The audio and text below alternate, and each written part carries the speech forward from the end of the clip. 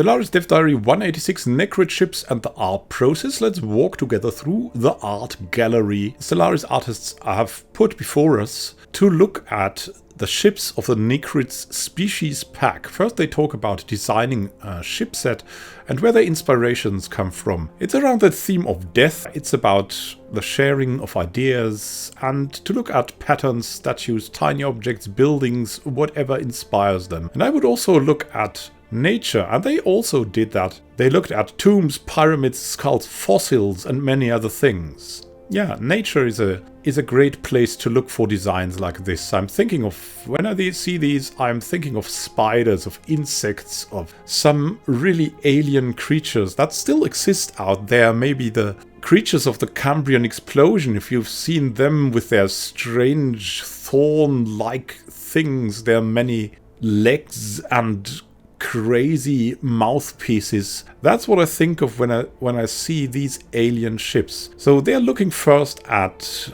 the design process for, I think, science ships. The first things are science ships. That's an idea collection. So we have rather these concept arts here, then we have fully colored ones, all looking inspired by the undead from the Warcraft universe, like with that black and the green glow. These are rather things that you would expect out of a Star Wars universe, and then this appears. Ultimately, we settled on these two references as our direction. They felt like something far away from existing ships, as well as fitting well with the theme. These two, they look like claws. They look very aggressive and dangerous and dark and glowing. They're developing the style then. They first start with a cruiser, they say, because that's a good mid-size ship. And they can then shrink and adapt these designs for the smaller ships and also go for the bigger ships with bigger designs. As you can see here,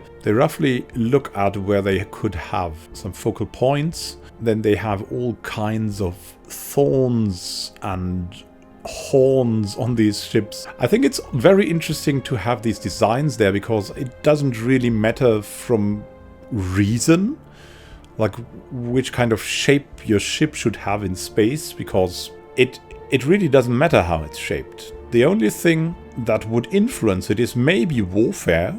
It should be good for warfare, and then really you have a lot of freedom because you're not bound by some kind of natural force that stops you. The ship will just fly, whatever shape it is. It will fly at the same speed in space. It's not about getting the best speed, it's really about a statement. That's what I always think when I see the ships of other empires in Stellaris, or like in the classic science fiction universes of Star Wars and Star Trek. These are all designs that should say something. They should say something. Like the round design of the Enterprise is something that is more harmonious and more friendly. And then you have the Klingon ship that look like weapons, like weaponry, like daggers, like swords. And they also have these names. So Necroid ships with the evil connection should really look dangerous, and they've done that. They have made that work. So they've created the concept civilian ships. Civilian ships look really different, but each of the civilian ships has a very unique design. So they're going for two different examples, for the science ship and later on for the constructor. So they have created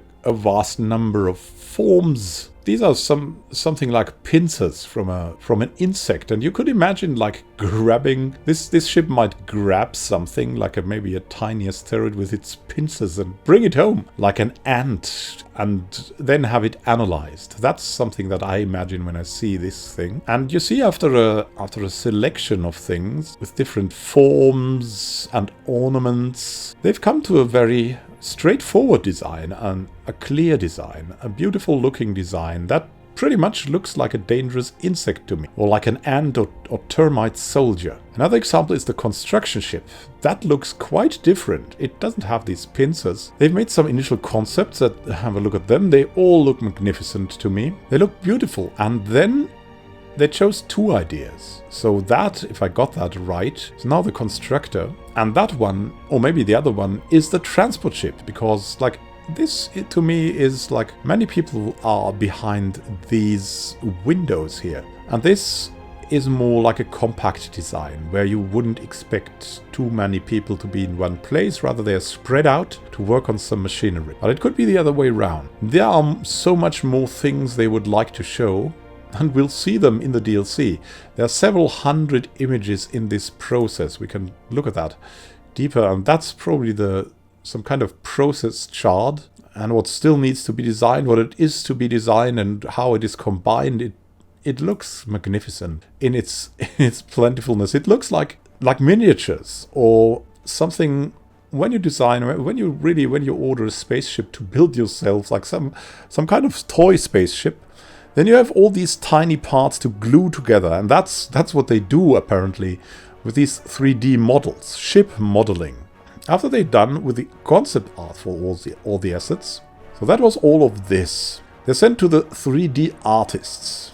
And that is very, very time consuming. So the idea is that the concepts are clear enough that the 3D artists can mostly trace the concept. There's still a fair bit that needs figuring out as you are building the ships, but the concept art does save an enormous amount of time, because it saves you a lot of communication. If you start with something and then just have to work on it, that's much easier than giving you just some words to work with, because words can mean just about anything in the minds of different persons. That's easier. It still needed months. It needed months to get them to that state. Several months of 3D modeling. Once done, they rig them for animation, export them to the game, and add particle effects. And finally, there are some examples of the finished ships.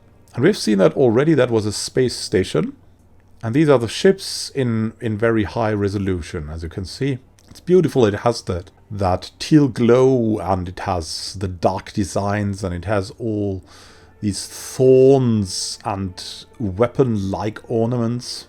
These ships look like weapons, and this ship even looks, with that moon or with that glowing planet in the background, it looks like a bat to me. It looks like a vampire bat that is at a dark night before the stars. You see the vampire bat, and the moon shines on it and lights it, and it is still glowing. I think these are very beautiful things, and also the comments are full of praise for these works of art, and I think they are really, really good, really well done. And there's still, though, a lot of people disagreeing why it's still the protest movement going on, and I can understand that. It is a way of a reminder to Paradox that when the artists do something beautiful like this, hopefully the programmers for the mechanics and other things will work on performance and everything like that. But let's have a look together again at these beautiful pictures and really concentrate on what this is that they've given us. It is really a beautiful art gallery that we can look at. All of these concepts look extremely beautiful. And if you like different ship sets, and if you like to play the undead, I will enjoy playing them with these ship models. I even like the plantoids because of their special looks. And this is just something that is very flavorful to me. And it has that insects vibe that I also like. Thank you for watching. Have a great time until next time, and happy gaming. This is Immanuel signing out. See you soon, and happy gaming.